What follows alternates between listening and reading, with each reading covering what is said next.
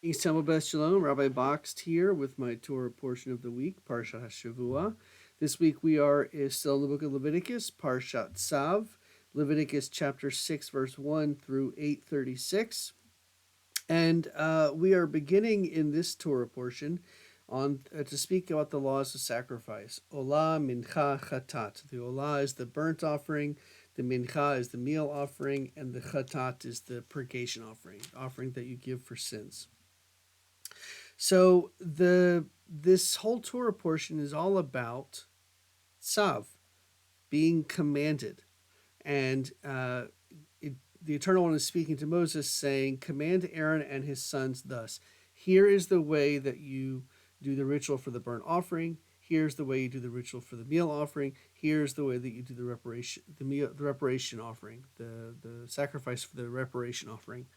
And this continues on for the majority of this Torah portion is all about how it's to be offered, what is to be offered, whether it's supposed to be what kind of animals to be offered, what kind of food is to be offered, if it's not an animal, if it's bread or other things.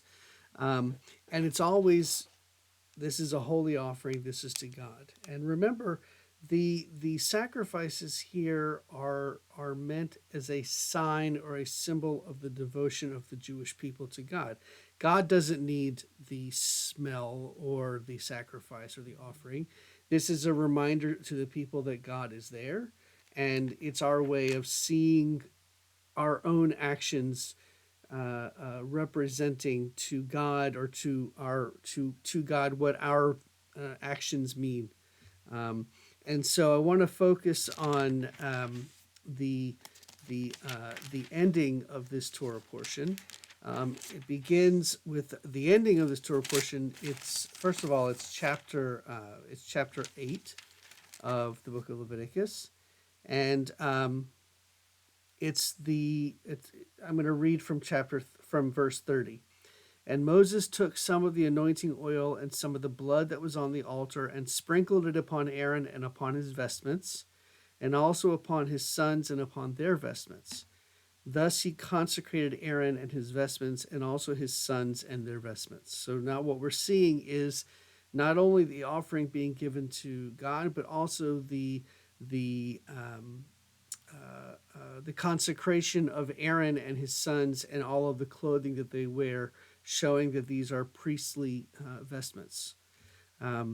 Moses said to Aaron and his sons, "Boil the flesh at the entrance of the tent of meeting and eat it there with the bread that is in the basket of ordination, as I commanded."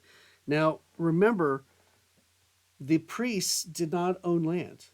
They were not allowed to own land. So when these offerings were brought from the people to Aaron and his sons to sacrifice, a certain portion of all of the sacrifices were to be left for Aaron and the priests to enjoy. This was their food. This was their a way of being paid, if you will, for the fact that they didn't own land, and for all of the responsibilities they had for to being priests.